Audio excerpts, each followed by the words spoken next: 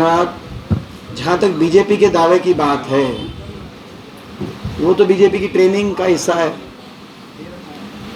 BJP में एक training इस तरह की दी जाती है कि झूठ बड़े बड़े बोलो, लेकिन उससे भी बड़े आत्मविश्वास के साथ बोलो। जितना बड़ा झूठ उससे ज़्यादा बड़ा आत्मविश्वास, ताकि मीडिया के आपके साथी फिर उनको चलाए जाएं। ये देखो कितने आत्मविश्वास से ये बोला की बात। तो ये कहीं ना कहीं बीजेपी की ट्रेनिंग का हिस्सा रहता है ये, और अब देश जान चुका है इसकी बीजेपी की ट्रेनिंग को। तो बीजेपी के जो दावे हैं उनको मैं उस रूप से लेता हूँ। सीएम को लेकर क्या दे रहे जवाब। देखिए ऐसा है, पहला और अंतिम लक्ष्य हमारा सबकी मेहनत का एक था कि हरियाणा में बदलाव हो, हरियाणा में कांग्रेस की सरकार बने। बदलाव होना जरूरी था, कांग्रेस की सरकार हरियाणा बनना जरूरी था, ताकि हरियाणा को एक फ्रेश स्टार्ट मिले, हरियाणा आगे की तरफ देखे।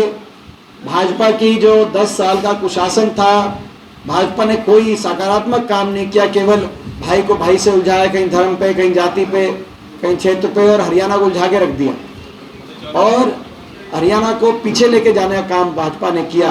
अब एक नई शुरुआत हरियाणा में हो और हरियाणा देश के सबसे विकसित राज्य के रूप में उभर के आए, सबसे खुशहाल राज्य के रूप में उभर के आए।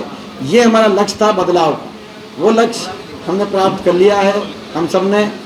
इसके आगे जहाँ तक किसको क्या जिम्मेदारी मिले, अगली कौन सी सरकार बने, कांग्रेस पार्टी की तो अपनी एक प्रणाली रही है, अपनी एक पद्धति रही है। पिछले दशकों से बड़ी सरल सी हमारी एक प्रक्रिया रही है। उस प्रक्रिया का पालन करते हुए कांग्रेस का शीर्ष नेतृत्व अंतिम फैसला लेता है। विधायक दल चुन के आता है, विधायक दल की बैठक होती है, शीर्ष नेतृत्व की तरफ से एआईसीसी की तरफ से ऑब्जर्वर भेजे जाते हैं, जो विधायक दल से बातचीत करके उनकी भावनाओं को केंद्रीय नेतृत्व के लिए पहुंचाता है। और केंद्रीय नेतृत्व अपने विवेक से जो अंतिम फैसला करे, वो सभी कांग्रेस के कार्यकर्ता, सभी कांग्रेस का परिवार उस फैसले को आगे लेके बढ़ते हैं, किसको क्या जिम्मेदारी दी जाए। ये दशकों से कांग्रेस की एक प्रक्रिया चली हुई है, जिसका प्रदीप जी आपको भी जानकारी पूरी है, जिसकी आप कवर करते रहते हैं। आपने तो कई इस तरह की बैठकों में आपको देखा गया है हमने। तो इसमें प्रक्रिया वही रहेगी और अंतिम निर्णय कांग्रेस का शीर्ष नेतृत्व करेगा, और हरियाणा को आगे लेके जाने के लिए अपने विवेक से सही फैसला लिया जाएगा। और कांग्रेस पार्टी में दशकों से जो प्रक्रिया कांग्रेस पार्टी की चली आ रही है इन प्रश्नों के उत्तर देने के लिए, उस प्रक्रिया के अनुसार कांग्रेस का शीर्ष नेतृत्व इसमें अपने विवेक से अंतिम फैसला लेते हैं। इन चीज़ों में किसको क्या जिम्मेदारियां मिलेंगी, ये हमारे और आपके ज़्यादा विचार का प्रश्न नहीं है। हमारा और आपका जो काम था मेहनत करने का, वो कांग्रेस के केंद्रीय नेतृत्व राहुल जी के नेतृत्व में, खड़गे जी के नेतृत्व में, और प्रदेश नेतृत्व हुड्डा साहब और उदय भान जी के नेतृत्व में हम लोगों ने मेहनत करी सबने। और बदलाव हो हरियाणा में कांग्रेस की सरकार बने, उस दहलीज पे कांग्रेस बड़े प्रचंड बहुमत के साथ पहुंच गई है, ऐसा हमारा मानना विश्वास है। बाकी कल जो आपको धीरे धीरे नायब सिंह जी का कल मैं बयान देख रहा, राहुल गांधी जी के प्रति इस तरह की बात वो कर रहे थे। मैं समझता हूँ किसी भी वरिष्ठ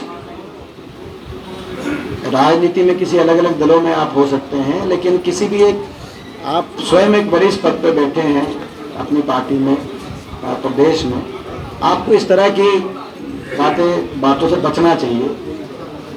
और जहाँ तक जलेबी की बात है, आप बात जो कह रहे हैं, आपने कहा कि राहुल जी जलेबी को जो है गोहाना की जलेबी से खुश हो गए, आपने कहा सही बात है।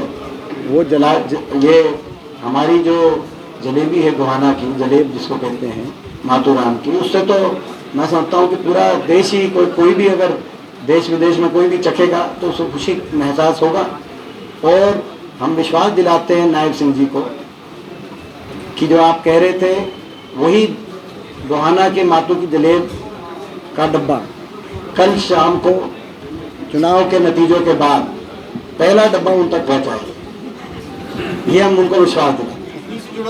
पहला क्योंकि ये खुशी का अवसर होगा हरियाणा के लिए खुशी का अवसर होगा, तो पहला डब्बा उन तक पहुंचाएंगे, ऐसा हम उनको विश्वास दिलाते हैं।